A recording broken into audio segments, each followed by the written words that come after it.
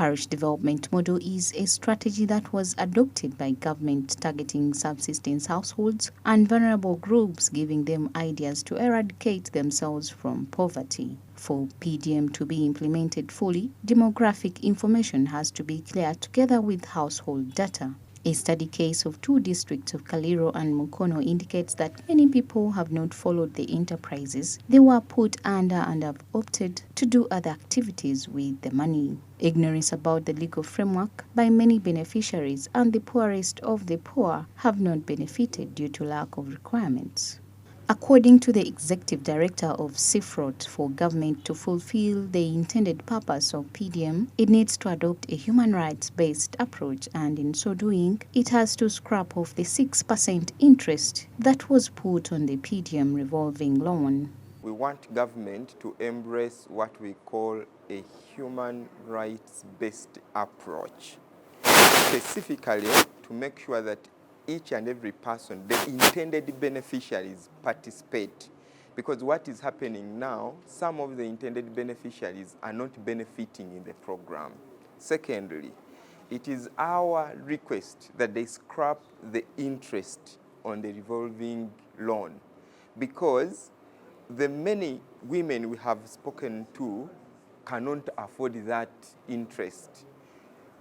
We wanted to scrap the entire loan, at least for the money to be given as a grant, but other people must benefit. So what we want government to do, get off the interest such that people are not running to make money, to bring back your money, but to get out of poverty. Mr. Kabanda says PDM targets the majority poor, and many of them did not go to school, but the documents come in English, which is very foreign to them.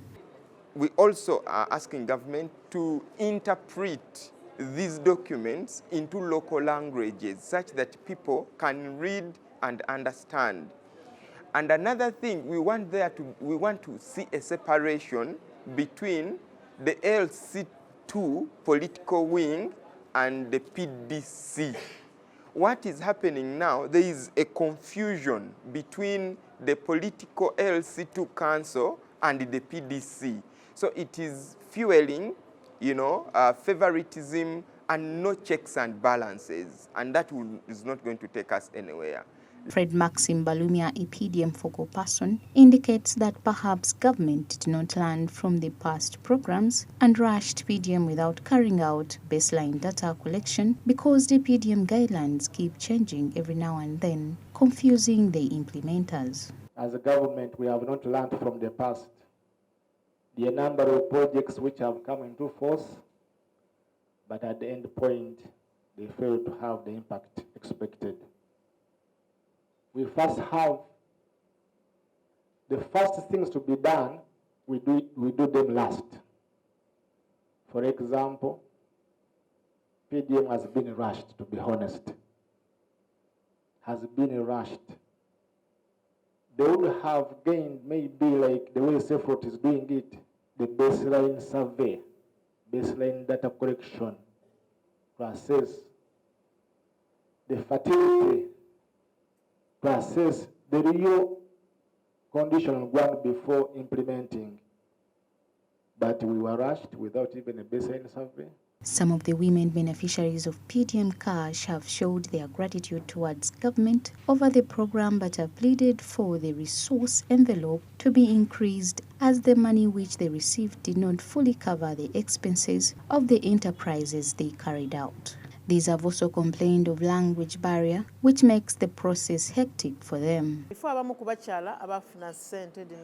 I'm one of the beneficiaries, and I'm grateful to government. We got 1 million shillings each, and we are rearing animals and poultry. But the issue is the money is not enough for buying the animals and making homesteads for these animals. Most of the documents are written in English, and you have to look for an interpreter to help you understand, which is hectic sometimes. Parish development model is government's magic bullet to get the 39% of households out of poverty. Samula, Smart24 TV, Business Today.